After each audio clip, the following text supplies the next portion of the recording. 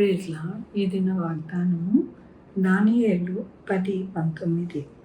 నీవు బహుప్రియుడవు, భయపడకుము, నీకు శుభమవునుగాక, ధైర్యం తెచ్చుకొనుము. ఎంత గొప్ప వాగ్దానాన్ని దేవుడు మనకి అనుగ్రహిస్తూ ఉన్నారండి ఈ దినము. దేవుడు ఏమంటున్నారు అంటే, నీవు నాకు బహుప్రియుడవు కనుక నీకు శుభము కలుగుతుంది, ధైర్యం తెచ్చుకొనుము అంటున్నారు.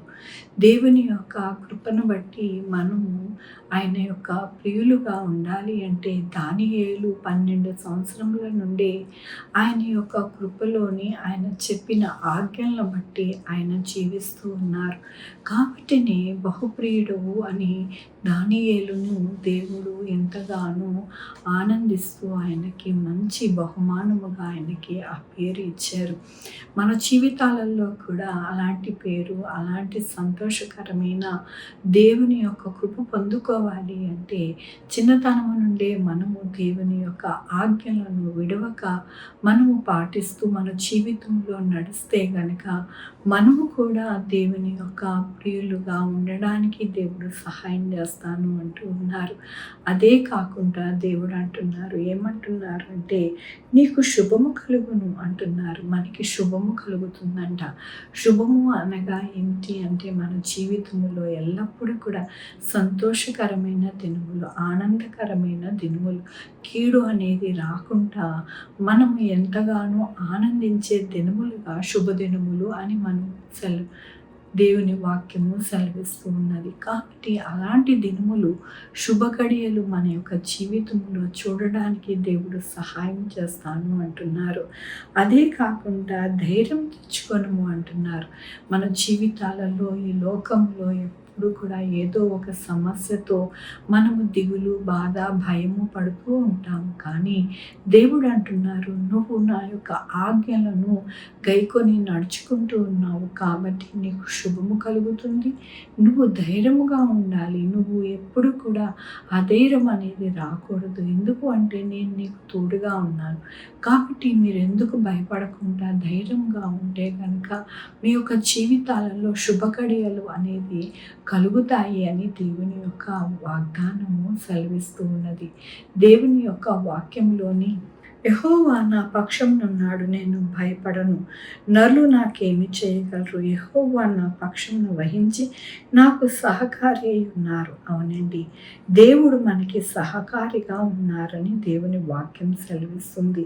ఆయన మన పక్షమునున్నారు కాబట్టి మనకి భయము అనేది లేకుండా మనము ఎల్లప్పుడూ కూడా సంతోషకరమైన జీవితము గడుపుతామని దేవుడు సెలవిస్తూ ఉన్నారు. ఆయన మన పక్షము నుండి మనకి సహాయం చేస్తున్నప్పుడు మరి ఈ లోకంలో ఉన్న దుష్టుడు ఏమీ చేయలేడు, మనల్ని ముట్టలేడు.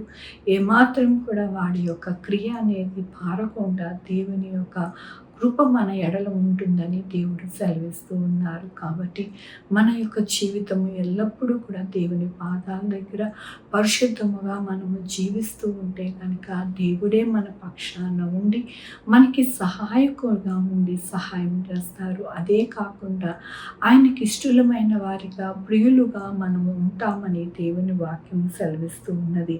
మన జీవితంలో ఎల్లప్పుడూ కూడా కీడు అనేది చూడకుండా మనము ఎల్లప్పుడూ కూడా విజయము, మేలు, సంతోషము, సమాధానము అనేది చూస్తాము. అలాగే ఎవ్వరు కూడా ఏమీ కూడా మన ఎడల నరులు కానీ, దుష్టుడు కానీ ఎవ్వరు ఏమీ చేయకోకుండా మనల్ని కాపాడే దేవుడు ఉన్నారని నిరీక్షణతో మనము జీవిస్తూ ఉంటే కనుక తప్పకుండా మన జీవితము సంతోషకరంగా ఉంటుంది. ఆనాడు దానియేలు తన యొక్క జీవితంలో కీడు అనేది వచ్చింది, కానీ దానియేలు పక్షాన దేవుడు ఉన్నారు కాబట్టి మరి ఆ యొక్క కీడు అనేది లేకుండా దేవుడే సంరక్షకుడుగా దానియేలుకి ఉన్నారు. అట్టి రీతిగా దేవుడు మనకి, మన యొక్క జీవితాలకి, మన కుటుంబానికి, మన బిడ్డలకి ఆయనే సంరక్షకుడుగా ఉండి నడిపిస్తారు అని ఈ దినము దేవుడు సెలవిస్తున్నందుకు దేవునికి వందనాలు చెల్లిస్తూ ఉన్నాను. ఈ దినము నా పుట్టినరోజు, పెళ్లి రోజు, అనేక శుభదినములు చేసుకుంటున్న వారందరికీ కూడా నిండారుగా శుభాకాంక్షలు తెలియజేస్తూ ఉన్నానండి.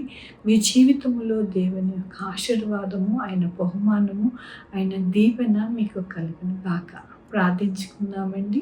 యెహోవా దేవా నా తండ్రి నా ప్రభువా మీ కృపా కనికరస్తాన్ని బట్టి నీకు వందనాలు స్తుతులు స్తోత్రం చెల్లించుకుంటున్నాను. గొప్ప దేవుడిగా మీరున్నారు నా ప్రభా. అయ్యా నాయనా మమ్మల్ని ప్రియులుగా చేసుకుంటారు, మాకు సంరక్షకుడుగా ఉంటారు, మా పక్షాన ఉంటారు. మీకు వందనాలు చెల్లిస్తూ ఉన్నాను. ఈ దినమున పుట్టినరోజు పెళ్లిరోజు అనేక శుభదినాలు చేసుకుంటున్న వారందరినీ దీవించండి, ఆశీర్వదించండి, మీ బహుమానం వారికి అనుగ్రహించండి. మా కొరకు ప్రార్థించమన్న వారిని వారి బిడ్డల భవిష్యత్తు, వారి ఆరోగ్యములు, వారి చేయి పనులు, వారి ఉద్యోగములు, వారి వ్యాపారములు అన్నింటినీ కూడా దీవించండి, ఆశీర్వదించండి. Sugar, BP, thyroid, heart problem, kidney problem, AIDS, cancer, నరాల బలహీనత, పెరాలసిస్, గ్యాస్ట్రిక్ ట్రబుల్, ప్రతి విధమైన అనారోగ్యాన్ని తీసివేసి స్వస్థపరిచే యెహోవా నేనన్నారు. మీ కృపను చూపించండి అయ్యా నాయన. ప్రతి బిడ్డని నాయన మీ యొక్క కృపలో నడిపించండి నాయన. నడిపించే దేవుడు నీకు వందనాలు. ఎవరైతే మోకరించి నాయన మీకు మొరపెడుతూ ఉన్నారు వారిని నాయన దృష్టించి నాయన వారి యొక్క కోరికలను వారికి అనుగ్రహించండి ప్రభు. అయ్యా నా తండ్రి, రక్షణ లేని వారికి రక్షణ పొందడానికి సహాయం చేయండి నా ప్రభు. అయ్యా వాక్యము నాయన ఏ సేవకులు విత్తుతున్నారు ఆ వాక్యము సూటిగా వారి హృదయాలకు వెళ్ళి నా ప్రభు నాయన నా తండ్రి మంచి నెలలో పడిన విత్తనముగా ఉండడానికి సహాయం చేయండి నా ప్రభు. మీ వాక్యములో నాయన ఎదగడానికి సహాయం చేయండి. మీ ప్రార్థనలు నాయన ఎడతెగక ఉండడానికి సహాయం చేయండి. మీతో సహవాసం చేయడానికి నాయన నా తండ్రి ఎడతెగక ఉండడానికి సహాయం చేయండి. బిడ్డలేని వారి బిడ్డలు దయచేయండి, బిడ్డలకి సుఖమైన కానుకలు దయచేయండి. వివాహాల కోసం ఎదురు చూస్తున్న వారికి వివాహం జరగడానికి సహాయం చేయండి. ఉద్యోగాలు లేని వారికి ఉద్యోగాలు దయచేయండి, ఉద్యోగాలు పోకుండా సహాయం చేయండి.